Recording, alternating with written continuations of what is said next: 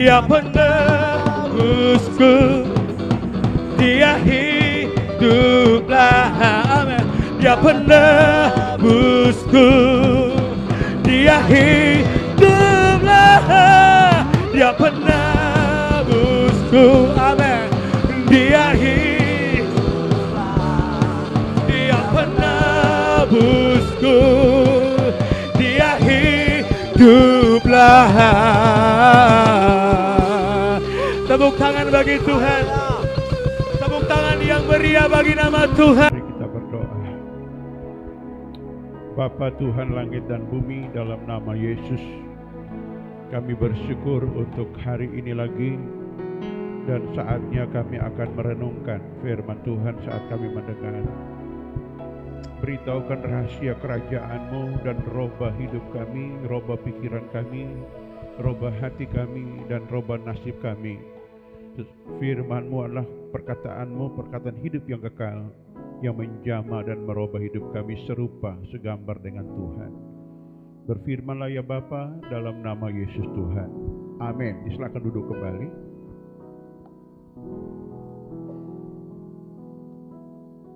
Oke, salam semuanya. Bisakah senyum kiri, senyum kanan, saudara? Ya, kita nikmati kasih Tuhan di hari ini lagi. Mari sama-sama kita baca firman Tuhan di dalam Lukas 9 ayat 10 sampai ayat yang ke 17, 10 sampai 17. Mari kita berdiri, Bapak Ibu, adik-adik semua bersama-sama. Kita baca ayat-ayat dengan cara berganti-gantian. Sekembali rasul-rasul itu menceritakan kepada Yesus apa yang telah mereka kerjakan. Lalu Yesus membawa mereka dan menyingkir ke sebuah kota yang bernama Betsaida, sehingga hanya mereka saja bersama Dia.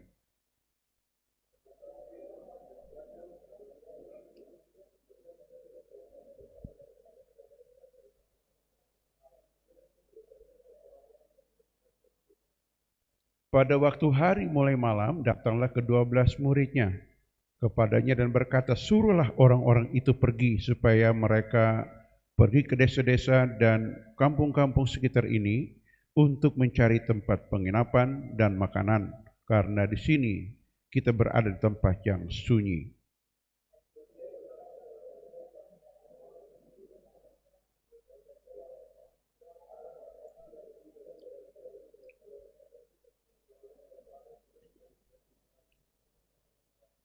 Sebab di situ ada kira-kira 5.000 orang laki-laki. Lalu ia berkata kepada murid-muridnya, suruhlah mereka duduk berkelompok-kelompok, kira-kira 50 orang sekelompok.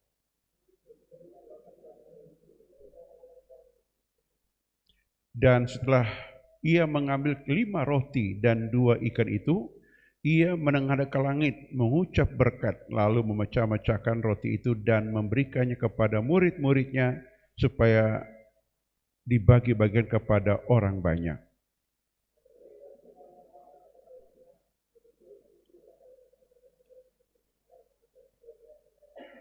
Amin. Puji Tuhan. Silakan duduk kembali. Ya, kisah ini kisah yang sangat lazim dikhotbahkan oleh semua orang percaya. Namun hari ini kita akan dengar firman ini lagi, saudara. Bagaimana kisah ini menarik, karena saya baca mendapat sebuah pengetahuan rahasia yang Tuhan berikan, karena peristiwa terjadi di kampung bernama Kampung Betsaida. Betsaida itu artinya negeri pesisir atau kampung pantai, saudara, kota pantai. Ya, mirip orang di sini, saudara, Bitung itu kota pantai.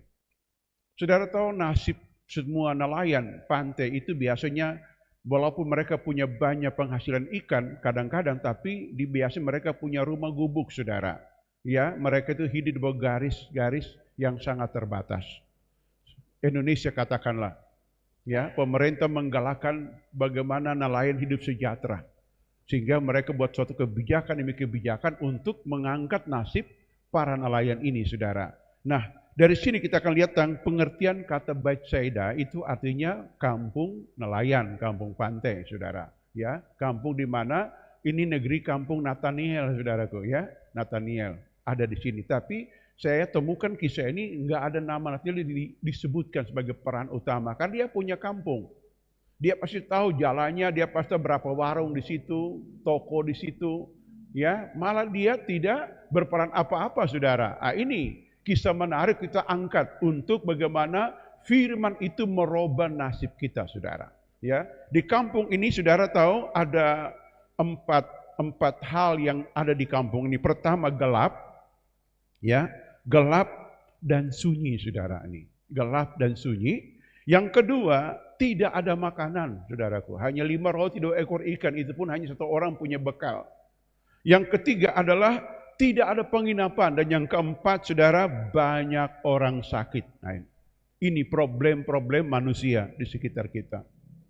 Ya, dari keadaan ini kita belajar, apakah ya Tuhan Yesus, apakah firman Tuhan yang kita baca, kita khotbahkan sanggup menjawab, sanggup menolong orang-orang susah ini, saudara. Ini perlu kita renungkan, saudara. Karena ibadat bukan seremonial, saudara. Yang penting tiap minggu jam 9 datang beribadah. Tidak, saudara. Apa manfaat ibadah perlu kita ambil. Ya, apa keuntungannya itu yang perlu kita ambil. Apa keuntungan kita mendapatkan Yesus atau bertemu Yesus atau menerima Yesus. Apa keuntungannya. Ini perlu masing-masing kita diperhadapkan dengan pergumulan-pergumulan hidup, saudara. Termasuk saya juga menghadapi pergumulan hidup. Bagaimana kita bisa mengerti karya Tuhan yang hebat di tengah masa-masa seperti peristiwa ini, saudara. Di mana gelap, nggak ada makanan, nggak ada penginapan, ya, banyak orang sakit, saudara. Bagaimana kita mengatasinya? Nah, ini perlu kita lihat bersama-sama, saudara. Nah, kita akan lihat bagaimana mengatasinya secara cepat, saudara. Kalau kita baca di ayat ini, saudara, di ayat yang ke-11, akan tetapi orang banyak mengetahuinya, lalu mengikuti dia, ia menerima mereka dan berkata-kata kepada mereka tentang kerajaan Allah, dan ia menyembuhkan orang-orang yang memerlukan penyembuhan. Saudara perhatikan, saudara, ada beberapa kata kunci di sini, saudara. Yang pertama, mereka mengetahui Yesus. Sementara ayat di atasnya, saudara, menceritakan tentang Yohanes dipancung dan Herodes ingin bertemu Yesus, saudara. Yesus enggak ada lain, bukan Yesus takut, saudara. Yesus tahu dia pasti mati menebus dosa, tapi bukan mati konyol kayak Yohanes Pembaptis, tidak, saudara. Dipancung, tidak. Dia mesti salibkan di antara langit dan disaksikan oleh seluruh mata dunia, saudara. Sehingga waktu kematiannya belum tiba, maka Alkitab dia menyingkir dari kejaran Herodes di tempat yang sunyi. Artinya begini, poin yang pertama, kita mengenal Tuhan dan menyingkir dari masalah kita dulu. Amin. Masalah besar jangan kita pikirkan dulu, saudara. Kalau pikir ini bisa terang depresi, saudara. Amin. Betul tidak? Termasuk saya pun. Masalah apa yang saya alami, saudara, Alkitab kasih tip yang sederhana. Tidur saja. Tidur. Kasih tahu, ada masalah besar, tidur saja. Amin. Ya, sudah. Yesus juga menyingkir ke tempat yang sunyi, saudara. Betul tidak? Karena orang punya Tuhan. Ya, otak kita, saudara, betul untuk menganalisa, memecahkan masalah, betul, saudara. Tapi dengar, otak bukan sumber hikmat dan kuasa. Dia hanya penerima hikmat dan kuasa. Dia bukan sumber. Kita punya sumber namanya Tuhan. Dan Tuhan mengajarkan langkah-langkah pertama, saudara. Dia menyingkir ke tempat yang sunyi bersama murid-muridnya. Hebat, saudara. Coba baca satu ayat. 1 Petrus 4 ayat yang ke 1 Petrus pasal 4 ayat yang ke-7. Tunjukkan di layar. Ayat 7. Lihat, saudara. Ini kuncinya. Kesudahan segala sesuatu sudah dekat. Semua sambung, karena itu kuasai dirimu dan jalan tenang supaya kamu dapat berdoa. Kuasai diri, tenang dulu. Ini Yesus punya cara. Ada apa, ada pergumulan, singkirkan semua. Ke tempat yang sunyi. Tempat yang sunyi di mana? Hadirat Tuhan. Bila amin. Ya, waktu kita bertemu dengan Tuhan, banyak masalah mengintimidasi, saudara. Ya, pulang ibadah, saudara punya nota tergantung di dinding atau di meja. berteriak begini, utang belum bayar. Jangan gembira dulu. Di sana, lihat, beras habis, gas sudah mau habis, semua keperluan habis. Ini nasib kampung nelayan ini, saudara. Apa yang diperbuat? Singkirkan semua dari alam pikiran kita, alam perasaan kita. Bukan kita masa bodoh, tidak, saudara. Kenapa? Agar kita memberi hikmat Tuhan bekerja di dalam diri kita, tujuannya. Kalau kita terus berpikir tentang kesusahan, maka hikmat Tuhan tidak ada manfaatnya sama sekali. Dia akan bekerja di luar kita. Ya, Alkitab berkata hikmat berseru di jalan-jalan. Ya, di jalan hikmat berseru di mana aja ada ide yang muncul. Kenapa? Karena itu kita lihat bahwa Yesus melakukan hal menjadi contoh, menyingkir ke tempat yang tenang. Orang lain juga tahu, ikut. Maka langkah kedua, saudara, mari ikut cara dan langkah dan tindakan Tuhan. Ini penting. Amin. Ya, yang kedua, mereka ikut langkah, saudara. Di kota sana, peristiwa duka, nestapa dan hore sorai. Yohanes Pembaptis sudah dipancung. Orang-orang fasik, orang-orang najis, orang berdosa, pemberontak, mereka berpesta pora. Luar biasa. Sementara mereka bikin pesta dan si anak dari Herodes ini menari-nari pakai baki, mengarak-arak kepala Yohanes. Mereka berkata, mampus dia, mati dia. Sudah lihat, orang benar dihina begitu rupa di kota. Apa kerajaan Allah berhenti untuk bekerja di bumi? Tidak, saudara. Sudah lihat, ini contoh nyata dalam kisah 16 sama.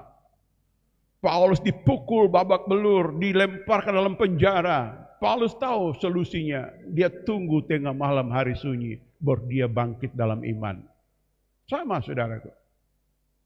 Jadi pemenang itu bukan tidak ada masalah, saudara. Banyak masalah. Mau dia ibu rumah tangga, mau dia bapak kepala keluarga, mau dia anak muda, semua kita ada masalah. Mau dia hamba Tuhan, semua kita ada masalah. Tapi bagaimana memecahkan masalah itu perlu kita ngerti. Ini, saudara. Ngertinya bagaimana? Ambil waktu tenang. Ya, berpikir pun gak ada guna, saudara, karena dalam alam pikir ada pertempuran. Setan mengintimidasi. Enggak mungkin Tuhan jawab doa. Enggak mungkin. Ya, suara berteriak, enggak mungkin Tuhan jawab, enggak mungkin, saudara. Sama tidak dalam Mazmur 3 sama. Semua orang kudus di Alkitab, semua orang beriman di luar Alkitab, itu pun menghadapi kesulitan. Nah, bagaimana memenangkannya? Ini menjadi contoh pelajaran untuk kita, agar kita praktekkan hidup kita, saudara. Katakan amin. Jadi pertama, sunyi. Yang kedua, mengetahui Yesus dan ikut Yesus. Yang ketiga, dengar, yang ketiga. Di ayat yang sama mengatakan, ia berkata-kata tentang kerajaan Allah. Kenapa ngomong kerajaan? Karena memang di surga gak ada parlemen, saudara. Ya, negara kita berbentuk republik. Kita menganut paham demokrasi, pemilihan umum. Surga nggak ada demokrasi, nggak ada orang. Mari kita pilih Allah. Nggak ada. Allah itu ada dengan sendirinya dan dia berkuasa selama dia berkuasa absolut. Tidak ada pemilihan umum. Dia raja semesta alam. Dia raja langit dan bumi. Dia raja alam maut. Dia raja dan memerintah sebagainya, saudaraku. Nah, Tuhan ngomong tentang kerajaan Allah. Kenapa dia ngomong kerajaan Allah, saudaraku? Karena setan sudah membangun kerajaannya di bumi. Kaki tangan namanya Herodes, Pontius Pilatus, saudara, membangun kerajaan ketidakadilan yang menganiaya orang benar, membunuh orang benar, saudaraku. Sehingga perlu kita ngerti, asal usul kita bukan dari dunia, tapi dari sorga. Apa inti pengajaran kerajaan Allah, saudara? Saya catat di sini ada beberapa intinya. Yang pertama adalah kita mengenal tentang siapa raja kita. Raja kita bernama Yesus Kristus, Tuhan dari Nazaret. Dia Raja Maharaja, kita puja-puji menyembah dia dari waktu ke waktu, setiap ibadah, tiap dimanapun orang berada dengan berbagai cara. Dengan cara bernyanyi, cara menyembah, cara bersiul, cara apa sih kita bisa memuji menyembah Tuhan. Sementara kerajaan yang lain, nama kerajaan setan, kerajaan kegelapan, kerajaan iblis, rajanya iblis, saudaraku. Nah ini.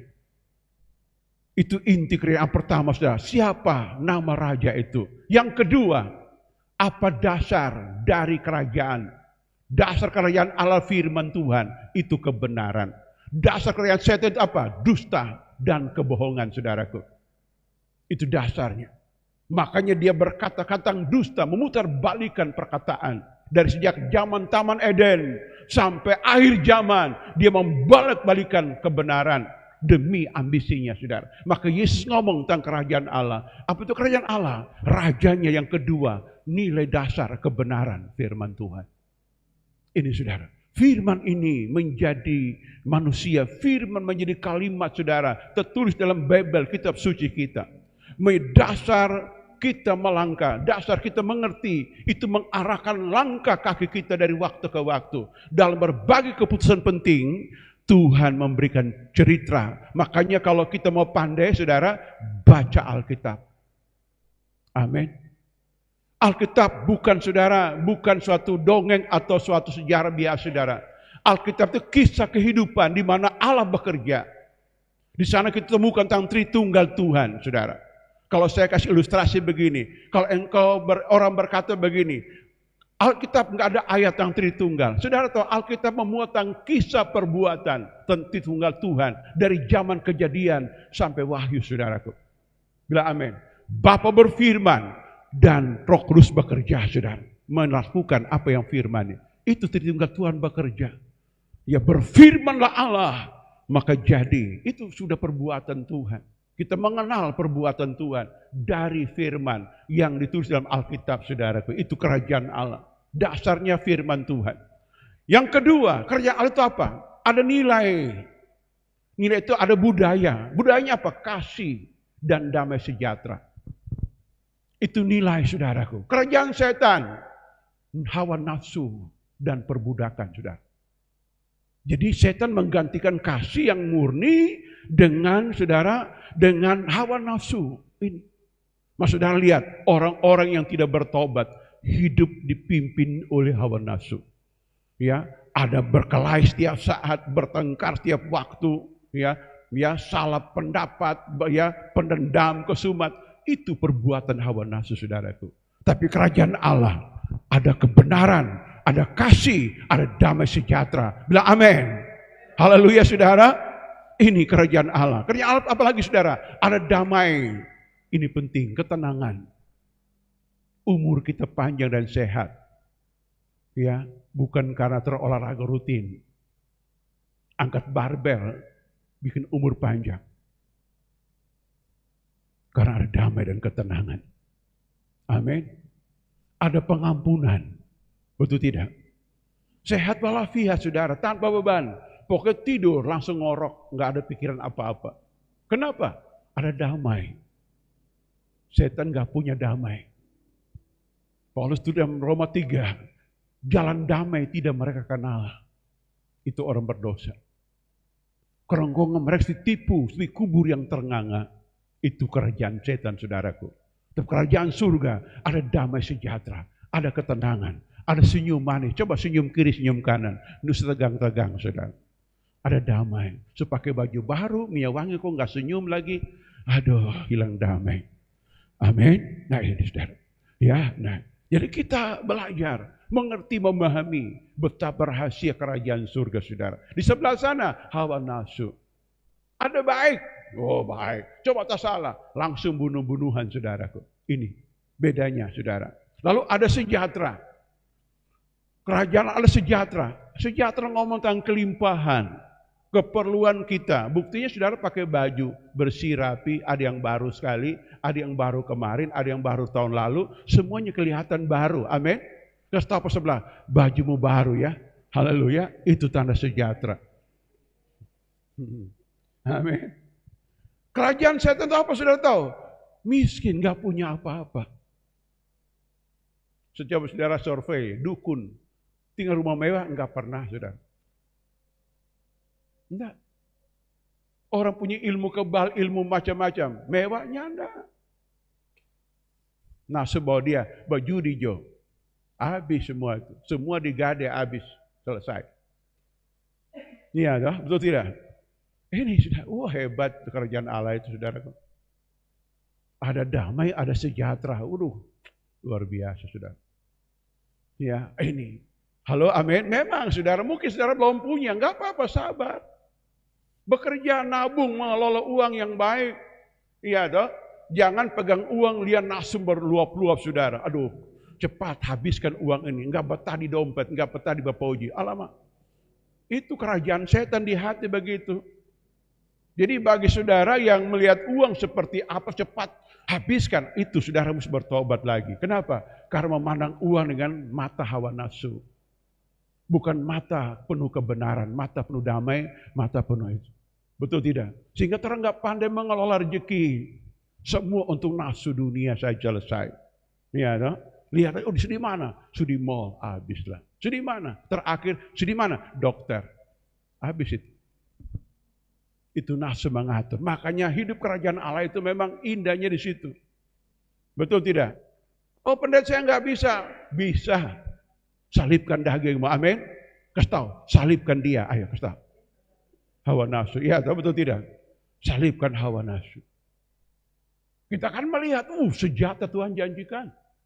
Masa depan yang penuh cerah. Betul tidak? Iya toh? Betul. Halo. Oh ini budaya Pak, saya kan dibiasakan dari kecil, orang tua saya kaya, saya mesti manja-manja, nggak bisa ketemu Tuhan, mesti salibkan. Amin, baru aman bumi, betul tidak? Ada keluarga bertengkar suami istri hanya karena masalah doi. Kenapa? Karena masalah karakter yang dimanjakan sejak dari kecil. Ketemu berkeluarga, mesti salibkan. Ikut cara Tuhan, cara kebenaran. Jangan masuk ke Herodes, nggak boleh. Amin. Itu gaji saudara betul saudara. Tapi Tuhan mau engkau menikmati berkat sampai umur panjang. Amin. Itu maksudnya. Halo? Ini saudara. Jadi kita belajar. Wah hebat kerajaan Allah ini saudara. Betul tidak saudara? Lalu kerajaan apa lagi? Ada sukacita. Sukacita. Senyum. Riang. Betul tidak? Biar enggak ada apa-apa. Biar begini-begini. Tetap sukacita. Orang dunia lihat, wah bapak sana banyak duit. Bawa nasi jahat, jual cari dana. Mau hari kenaikan Tuhan Yesus ke sorga. Mau ibarat di pantai, cari dana Langsung jawab, yang ada pada abri kepada, yang ada pada hanya sukacita. Terimalah sukacita sorgawi dalam nama Yesus. Hahaha, tertawa dia pergi. Ya, ada sukacita. Kenapa sukacita penting? Karena itu obat. Betul tidak? Obat saudara. Tubuh kita banyak racun sampai ginjal kita lemah. Dia saring racun begitu banyak saudara. Ya, lambung kita lemah. Ada asam lambung begitu tinggi saudara. Tuhan berkata, bersukacitalah kamu, bersukacitalah kamu. Tujuannya apa? Agar kita disembuhkan. Ya, amin. Halo. Ya, kita sembuhkan saudara. Ini kerajaan surga, ada sukacita. Sebelah kemurungan, balas dendam. Ya, apalagi kalau bertengkar, dia mulai gosok sepeda saudara. Belum tahu kita. Dapat habis dia tunggungan. Tunggungan, itu ciri khas kerajaan setan. Tidak ada sukacita. Yang adanya kemurungan, sedih murung. Iya, kenapa murung Pak? Aduh, gini. Susah. Saudara, Tuhan ajarin. Itu tengah malam. Sementara kerajaan setan di kota. Saya ulangi lagi. Herodes Parade bikin pesta besar-besaran. Sampai tarian mereka. Ya, si Herodias menari-nari. Bawa kepala Yohanes.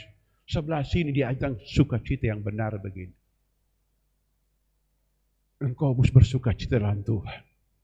Amin. Itu versi saudaraku kasih. Ya. Dan yang terakhir di kerajaan Allah kuasa.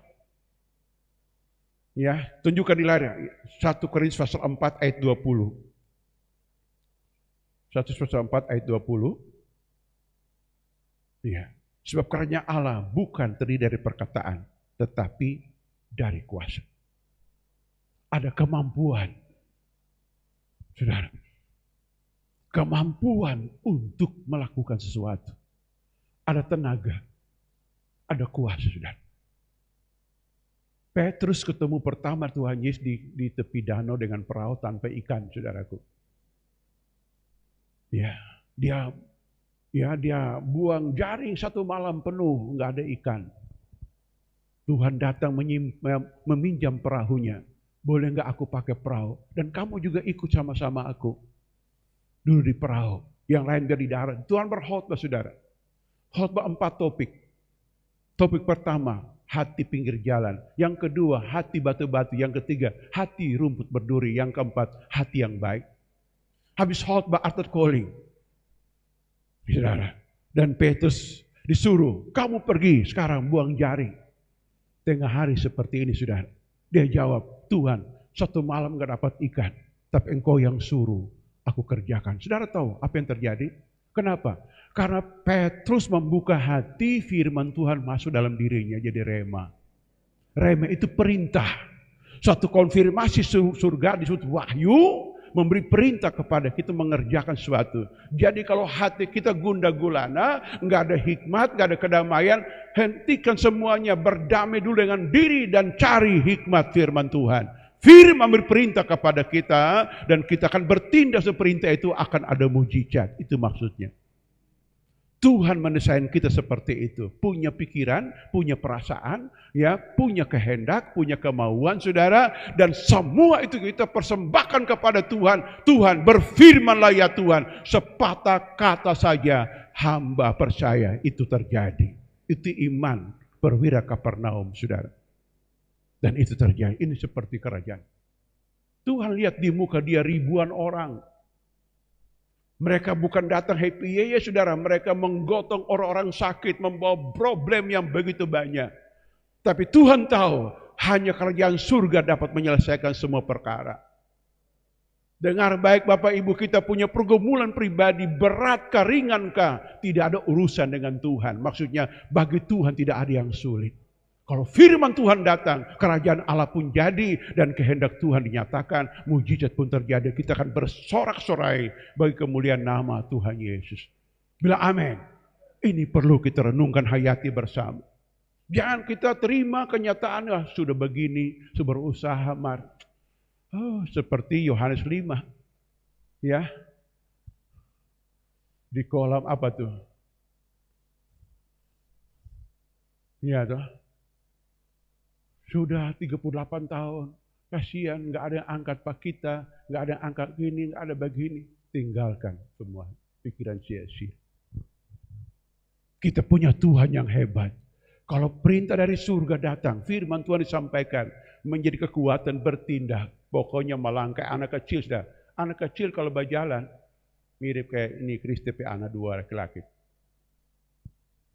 Nggak mau tahu itu lumpur, pokoknya jalan aja. Yang tanggung jawab jatuh bangun itu orang tua, pokoknya jalan aja. Betul tidak? Dia senang jalan aja, mau jurang, mau apa, jalan aja dia. Gitu. Begitu orang beriman, kadang-kadang orang nggak mau pikir resiko, saudara. Melangkah aja, saudara tahu. Orang tidak sendiri, firman Tuhan dalam kita, firman Tuhan di luar kita, malaikat bersama kita. Tuhan tidak akan bawa kita perkara kecelakaan, bertindak aja.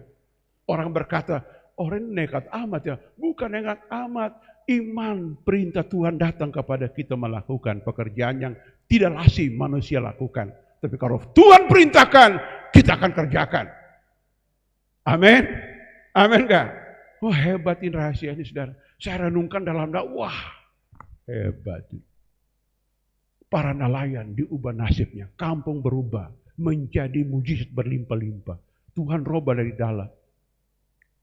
Dari dalam hidup kita. Kebiasaan kita. Bilang amin. Halo amin. Oh halo. Amin saudara. Tentang kuasa saudara. Ngomong tentang kuasa. Sesudah itu sudah berkhotbah atau mengajar seperti ini. Lalu Tuhan menyembuhkan mereka yang sakit. Yang pertama fisik dulu Tuhan punya urusan. Sembuh dulu. Ya saudara. Tadinya pengetahuan dan perasaan psikis dijamah oleh kebenaran, oleh hikmat. Sekarang berkat yang pertama berkat fisik. Sembuh dulu dari sakit. Siapa sakit hari ini? Ada sakit? Halo? Orang harus percaya Tuhan. Amin. Saya baca sebuah buku ditulis oleh Dr. Abraham terseputar almarhum pendeta Surabaya. Dia itu seorang pendeta Surabaya yang membangun gedung gereja dengan besar sekali kapasitasnya, 16.000 kursi, saudara. Ya, saudara. Sementara dalam keluarga dia itu punya anak, nama saya kita lupa, ada gangguan psikisnya, saudara. Sakit begitu, berkepanjangan, saudara. Lalu dia doa nyembah, Tuhan ngomong kepada dia begini, ucapkan perkataan iman dan perkataan penciptaan. Nah, gitu. Jadi dia temu anak ini, kalau nggak salah nama Andre, kalau nggak salah nama anak ini. Saudara, dia ngomong, sembuh, sehat, Allah pencipta, ciptakan kembali dalam nama Yesus. Terus bagi saudara, betul ada mujizat saudara terjadi. Ada mujizat. Dan anak ini sembuhkan, sekarang jadi hamba Tuhan saudara, anak ini. Nah, jadi kalau kita perhatikan ada Tuhan, sesuatu yang berat, yang susah, terang berdoa berulang-ulang, jangan putus asa saudara. Karena Tuhan punya program ada 2 untuk dirimu. Pertama, imanmu tambah tumbuh. Yang kedua, perubahan hidup kita. Amin. Perubahan. Dan Tuhan akan mau pakai kita menjadi berkat bagi orang lain. Ada seorang pendoa syafaat yang masih hidup sampai hari ini bernama Suster Hetting. Ya, dia melayani di Manokwari kalau nggak salah. Dan dia keliling dunia, saudara, ibu satu ini. Dia itu tidak sekolah teologi ya saudara. Dia seorang perawat. Sementara kerja merawat orang, suara Tuhan datang kepadanya. Aku akan menopang engkau. Cuma itu suaranya. Tiba-tiba jatuh sakit. Ya saudara. Langsung semaput dia saudara. Semaput. Kayak jantung berhenti bagi saudara. Sehingga perawat lain angkat dia saudara. Angkat dia ke sana. Lalu mereka mulai di ruang ICU saudara, gawat sekali dan memang sudah nggak ada harapan, sudah koma dia ini ibu ini, saudara. Lalu tiba-tiba di alam tidak sadar Tuhan mengomong lagi, mengingatkan suara itu, aku menopang engkau.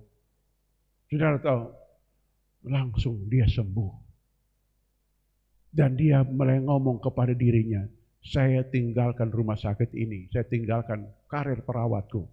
Saya tidak mau jadi hamba Tuhan, jadi pendoa syafaat saja sudah boleh. Ini sudah. Ya, baru-baru datang ke Manado, kalau nggak salah di Bania, di Betani Manado.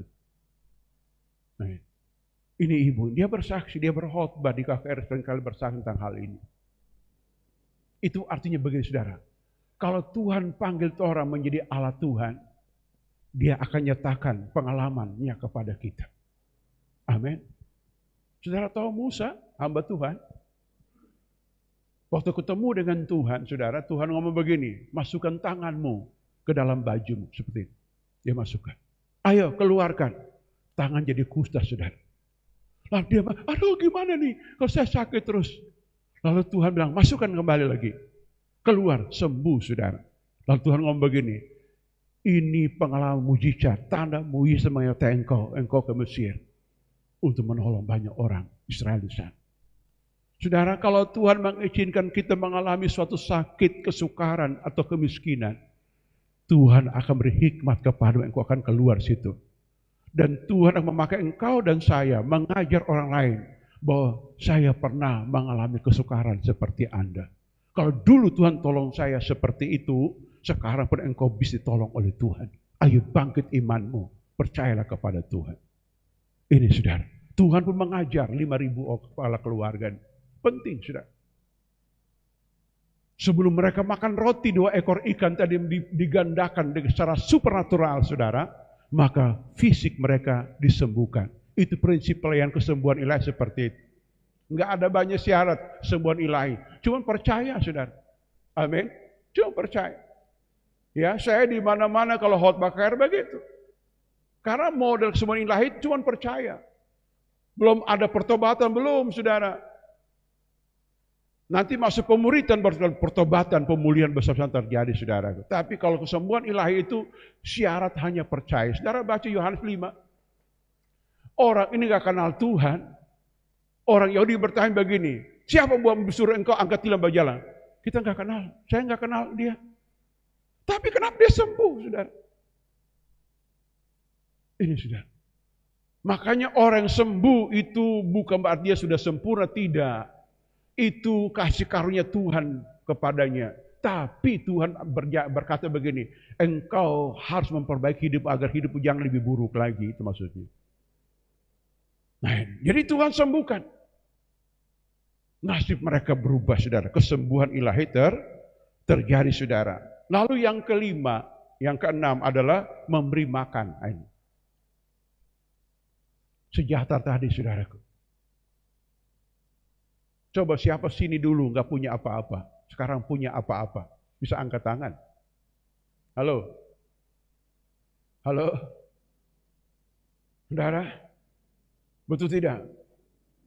Orang lahir miskin itu bukan dosa, amin.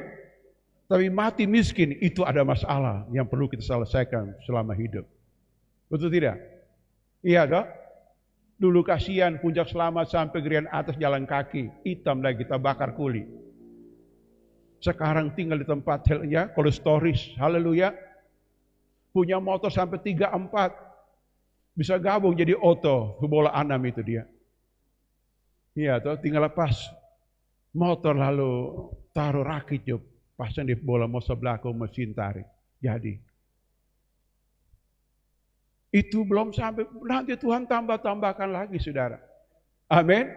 Halo, dari kampung nelayan negeri pesisir, dengar nubuat Nabi Yesaya, negeri pesisir akan memuji menyembah Tuhan. Dari padang-padang gurun akan memuji menyembah Tuhan, dan Tuhan akan keagungan kuasanya kepada kita. Ini artinya bahwa Tuhan mengajar kebenaran kepada kita. Apapun masalahmu, tempat yang sunyi kah, gelap kah, nggak ada orang kah, ada Tuhan di situ. Ada kerajaan Allah di situ, ada kuasa Tuhan di situ. Bertindaklah dengan iman, pasti ada mujizat terjadi. Bilang amin. Ya, halo, ada Tuhan. Orang hebat di Alkitab selalu berkata begini, di manakah perbuatan ajaib Tuhan pada masa lalu? Aku di sini dalam kesukaran. Aku butuh kuasamu yang besar. Ini perlu terhayati, renungkan bersama. Amin. Betul tidak? Kalau hati kita polos, ada firman iman bertindak. Jo. Pak Elias bilang cari susu anak-anak. Sudah mesin bunyi, ada uang di ujung jalan itu. Amin. Walaupun kecil, tapi jawaban Tuhan dan tepat waktu itu namanya mujizat. Amin. Ini saudara. Tuhan harus tolong orang. Maka iring Tuhan kenal pikiran Tuhan. Tuhan berkata engkau melatih api, api tidak menghanguskan. Engkau melatih air tidak menghancurkan engkau. Ya saudara, dan Tuhan menyertai dengan kita, saudaraku, luar biasa. Cara memberi makan ini saya temukan, saudara. Ada 3 cara Tuhan lakukan. Cara pertama adalah suruh mereka hidup berkelompok. Supaya semua dapat. Tuhan gak suruh antre semua, 5.000, bayangkan. 5.000 orang antre dari mana? Dari sini sampai Ciheni ke rumah, 5.000, berdiri. Ya, satu keluarga Peter maju. Ada Charles, ada terakhir keket di belakang. Iya toh. Kalau keluarga anak 2 kayak Bapak Konstan, ya Bapak. Nah sudah, 2 orang. Atau keluarga banyak, saudara. Orang ambil barang kering ke di belakang. Lagi. Antre semua, enggak begitu. Berkelompok. Disebut family care, amin. Kelompok-kelompok. Di sana kita share firman, di sana kita saling mendoakan, di sana kita saling bersaksi, di sana kita saling menguatkan, di sana kita saling berketulung satu sama lain, saudara. Satu kelompok 50. Terus saudara lihat kalau kesusahan di mana-mana biasa antre, lalu berita TV keluar. Gara-gara antre sehingga oma dapat injak mati, opa dapat injak mati. Tapi Tuhan punya cara beda. Suruh berkelompok. Luar biasa saudara. Ini hebat. Semua dapat bagian. Amin. Betul tidak? Ya coba 5.000 orang kok makan prasmanan dah. Ya tarik meja panjang. Yang di belakang tinggal tulang itu. Lapar saudara. Habis. Betul tidak? Apalagi yang rombongan. Wah, lapar tunggu. Doa jam panjang-panjang, kuat cepat, serbu, habis saudara. Ya, babi putar dia tinggal di perangka saudara. berkelompok, saudara. Oh, luar biasa. Dan saya baca kisah ini dibanding kisah Musa, saudara. Musa, Israel nggak mau berkelompok. Mereka bawa batu, dia mau lempar Musa karena kelaparan, saudaraku. Tapi ini tengah malam, kelaparan, saudara. Mereka dengar-dengaran. Mereka duduk diam ikut perintah. Itu namanya nilai kerajaan Allah seperti itu. Pasti. Sehingga orang-orang tua itu menyanyi begini. Kalau lain ditolong, sambung, saya juga. Amin. Amin. Karena stok nggak pernah habis. Di hadirat Tuhan nggak pernah habis. Iya toh, di ibadah ini umpama orang ditolong Tuhan, dijamah Tuhan, pasti semua diterjamah oleh Tuhan. Itu prinsip surga. Ya, Tuhan nggak menolong orang di depan, di belakangnya semua. Makanya saya anjurkan Bapak Ibu, kalau datang ibadah, duduk paling muka aja. Nggak ada muspida di muka, haleluya. Paling muka, amin. Betul tidak? Paling muka, ya enggak apa-apa. Ya, atau kayak Deborah Tidus begitu, paling muka. Esa dia sama Dede begitu. Pakai jas nih, begitu. Di muka. Iya tuh menghadap Tuhan pakai jas masa. Menghadap Tuhan pakai baju biasa-biasa, iya toh? Iya sudah. Wah, menghadap Tuhan luar biasa. Wah, luar biasa sudah. Ini ya, oke. Itu cara pertama. Cara kedua adalah, saudara lihat sini, ya, serahkan apa di tanganmu kepada Tuhan. Amin. Sudah lihat, roti di tangan murid-muridnya mereka mempersembahkan kepada Tuhan. Nah, ini. Artinya begini, saudara. Apa milikmu sekarang? Serahkan kepada Tuhan. Enggak punya uang, enggak apa-apa. Saudara punya tenaga enggak? Punya, serahkan tenaga kepada Tuhan. Enggak punya apa-apa. Saudara punya pikiran enggak? Serahkan pikiranmu kepada Tuhan. Ini perlu termengerti hayat ini. Tuhan, ini hidupku persembahkan kepadamu. Taruh mujizat dalam diriku. Ini perlu, saudara. Tapi di sini roti. Ya, mungkin bekal seorang anak kecil dalam Injil Yohanes berkata itu anak kecil punya bekal. 5 roti 2 ekor ikan. Apakah roti ondel-ondel, ongol-ongol, kita nggak ngerti, saudara. Pokoknya roti lah, iya toh? Kalau ongol-ongol, kayak di rumah ada ongol-ongol, saudara. Susah panggal begitu, taruh kelapa banyak. Iya, wah enak ini. Ongol-ongol, makanan daerah, makan. Tengah malam, itu anak kecil bawa-bawa akan. Kayak sekarang anak-anak paut dah, bekal begitu. Dia ekor ikan, bukan ikan paus, saudara. Mas anak kecil pikul ikan paus di tengah jalan. Ya pas cuma ikan, mujair seekor begitu, 2 ekor. Betul tidak? Ya, karena orang-orang polemikus berkata, oh ikan paus sekali itu, 1 5 orang makan nggak habis-habis. Ya, ikan paus, pikul ikan paus ke hutan. Ya, enggak, saudara. Lihat. Apa di dalam diri kita, saudara? Beritahukan, serahkan kepada Tuhan. Tuhan, kita cuma punya ini dan bisa ini, Tuhan. Itu begitu. Keterbukaan itu awal mujizat. Sudah. Iya toh? Pama kau datang, punya keperluan uang yang banyak, tapi datang uang cuma katakan 10.000, Tuhan. Cuma di sini, di dompetku, di lemariku, Tuhan. Tambah akan dalam nama Yesus. Mau tambah itu, amin. Mau tambah, saudara, betul. Kita nggak ngomong di alam kosong, tidak. Tuhan hadir di mana-mana, termasuk hadir di muka pintu lemari uangmu, amin. Dihadir, saudara. Tuhan tambahkan akan. Ini Tuhan, ini rahasia. Saya praktekkan itu, saudaraku. Dalam kesukaran apapun, mulutku berat minta kepada siapa-siapa. Hanya minta kepada Tuhan sumber mujizat. Sumber melakukan keajaiban. Kalau saya nggak punya waktu Tuhan, ini otakku, ini hatiku, taruh hikmat untuk mengajar, taruh kuasa untuk melayani. Dan Tuhan izinkan terjadi, saudara. Amin. Artinya kabar baik, ini negeri nelayan. Orang-orang akar rumput, saudara, Tuhan roba menjadi raksasa iman. Ini perlu terhayati dan kita praktekkan. Kita nggak perlu malu terhadap orang tua kita lahir miskin, nggak perlu, saudara. Ketemu Tuhan. Kita ketemu Raja yang punya segala-galanya. Nah ini, apa yang kau punya, serahkan. Bakatmu, hobimu, panggilanmu. Tuhan, ini aku punya.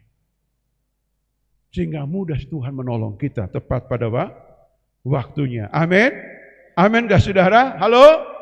Yang ketiga yang Tuhan lakukan waktu memberi makan, mengucap berkat. Diberkati adonanmu, diberkati bakulmu, amin. Diberkati masa depanku, ucapkan berkat. Jangan berkata, ya cuma gini apa gunanya, apa artinya nih, tidak perlu. Sedikit dengan kata berkat menjadi mujizat kelimpahan. Bilang amin. Iya toh, ucapkan berkat. Tuhan memberkati pekerjaan. Tuhan memberkati.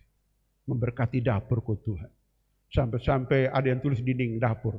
Berkati dapur kecilku Tuhan. Ya, tulis tapi nggak pernah diucap-ucapkan, ya tetap dapur tetap kecil sudah, nggak pernah besar dapur itu. Ya, ya sudah. Karena Alkitab mengajarkan, tuliskan di loh hati, tuliskan di dinding, tuliskan di testamu, tulis di mana-mana, itu dalam kitab Ulangan begitu. Ya, tuh ucapkan firman. Itu Tuhan menengadah ke langit dan mengucapkan berkat. Ada mujizat sudah. Ya, satu ketika Pendeta Hotman ini bendahara gereja dulu di sini. Sementara membangun gedung ini, saya bilang, Hotman kasih uang mau beli bahan. So habis. Jangan bilang so habis, masih banyak tapi belum kelihatan, dia bilang. Kok dia melawang? Diam. Orang tua ngomong jangan melawang. Sekarang kamu berlutut, angkat wajah ke atas. Jangan ke dompet, pasti nggak ada isi ke atas. Stok surga tetap ada.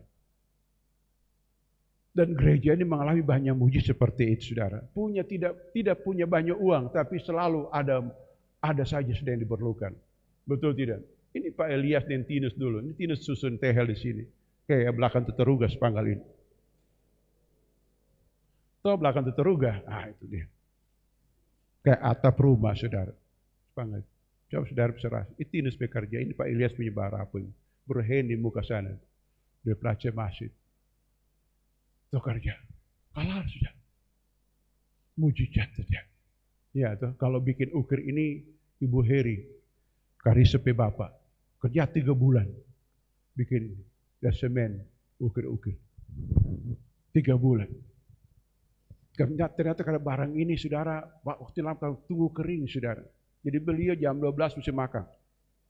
Habis makan tidur 2 jam. 12 sampai jam 2, saudara. Beliau di sini, tidur di sana, saudara. Mereka mulai stereo, berngorok-ngorokan, saudara. Stereo, saudara, biar aja. Bangun kerja lagi, saudara. 3 bulan lamanya. Kerja, saudara. Ya. Tapi Tuhan bawa, dari waktu ke waktu, keajaiban. Karena saya percaya, nasib orang kampung, nasib orang pantai, diubahkan oleh Tuhan kalau kerajaan surga itu datang. Tidak peduli keadaan seperti apa. Kalau Tuhan hadir, semuanya beres. Tepuk tangan bagi nama Tuhan, sudah. Ya toh, ucapkan kata-kata berkat. Ya, Tuhan tidak hanya buat kamu kudus, yang penting kudus, enggak begitu, saudara. Tuhan janji sejahtera, hidupmu seimbang. Injil itu holistik, mengatur semua lini kehidupan, baik hidup sekarang maupun hidup yang akan datang. Kita praktekkan hal tersebut, saudara. Ucapkan berkat. Iya toh, kalau tubuh sakit berkata, dalam nama Yesus, sembuh. Kok ludah sedikit? Kenapa ludah? Tuhan juga ludah, amin. Bukan dukun, ludah, saudara. Kau boleh, amin. Ya ludah penuh kuasa itu dah. Ludah maksudnya apa? Ada 2 kemungkinan, kuasa keluar dan setan dilecehkan. Amin. Begitu. Buku-buku langsung baik. Coba saudara, orang ludah orang, dia langsung lari. Dia, kamu hina apa kita? Saudara hina iblis, saudara. Amin. Hina iblis, dia akan lari. Keluar kau. Langsung asam urat terbang tinggi kiri kanan. Amin. Halo. Itu dukun tiru-tiru Tuhan Yesus, saudara. Tapi metode kurang banyak orang lakukan. Coba ada yang sakit datang ke mana? Siapa yang sakit sini? Buka mulut. Ludah, aduh. Sudah tidak akan masuk gereja. Pernah nggak baca di Alkitab Tuhan ludah orang pemuluh yang bisu? Pernah, saudara. Tuhan metode nggak pernah orang laku. Saya belum pernah lihat, saudara. Wah, kenapa Tuhan ludah, saudara? Dia tersirat ada 2 rahasia. Pertama, Tuhan hina roh jahat yang merasuk itu. Keluar kamu. Yang kedua, kuasa Tuhan terpancar. Betul tidak? Jangankan air mulu, saudara. keringat itu ada kuasa. Amin. Ayat ini mana? Oh, Kisah Rasul 19 sudah ayat 12. Orang bawa pakaian bekas, Paulus sapu tangan, taruh setan minggat semua saudara. Bawa keringat tuh bawa kuasa, amin. Halo, amin. Coba. Wah, bawa kuasa, haleluya. Amin. Saudara, halo. Ya, pulang ke rumah ibadah saudara, buka baju, kebas di kamar-kamar dan dalam keluar setan iblis. Keluar semua minggat. Karena engkau diurapi di gereja. Tuh tidak? Ini ajaran satan bukan. Ini Alkitabiah sebenarnya, tapi bukan doktrin saudara. Bukan doktrin. Saudara kalau lihat YouTube-nya Benny Hinn, ada beberapa kali beliau lakukan seperti itu. Urapan besar datang dia buka, dia jahit, dia kebas, orang terlempar kiri kanan saudara. Elia lakukan itu kepada Elisa saudara, lemparkan jubah. Paulus lakukan itu saudaraku. Karena urapan itu selain dia tinggal dalam diri orang percaya, dia bisa tinggal di benda mati. Urapan tinggal di tongkat Musa saudara, di minyak urapan. Minyak itu kan minyak biasa. Tapi orang doakan, urapan menetap di situ saudaraku. Pakaian bekas orang pakai saudara. Makanya Bapak Ibu yang cuci baju pendeta, urapan banyak di meja ya, mesin cuci itu dia. Nah, ini saudara. Ya, mengucapkan berkat saudara. Terakhir kesimpulan. Yang pertama kesimpulannya. Ya, posisi kita dimanapun berada, mau kaya, miskin, gelap, susah, Tuhan harus ada di situ. Amin. Kalau dia ada di lembah kekelaman pun dia robah menjadi kehidupan. Itu firman Tuhan saudara. Goa singa, Tuhan ada di sana, singa tidak akan makan Daniel. Dapur perapian, Sadrak Mesak Abednego, Tuhan ada di sana, mereka tidak terbakar. Apalagi cuma masalah sepele, saudara. Tuhan mesti hadir, itu pertama. Yang kedua, mari kita kenal Tuhan dan ikut Dia. Di mana Tuhan berada, di situ kita ada. Di mana ada hadirat Tuhan, di situ kita berada. Bilang amin. Yang ketiga, kalau ada masalah batin, pikiran kita penuh dengan kekhawatiran, ketakutan, izinkan firman Tuhan menerobos. Dengar ulang-ulang, renungkan ulang-ulang sampai pikiran kita berubah, ikut firman itu. Di situ kemenangan akan muncul, saudaraku. Amin. Yang keempat, saudara, hadirkan surga kerajaan Allah lewat pujian penyembahan kita.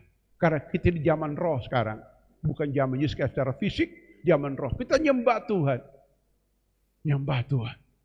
Ya, sampai kita nikmati kepenuhan kealahan. Dan itu menjadi berkat untuk kita. Dan yang terakhir adalah perintahkan apa di hadapanmu pindah. Kalau dia gunung masalah, gunung kesukaran, perintahkan pindah. Dan itu terjadi. Bilang amin.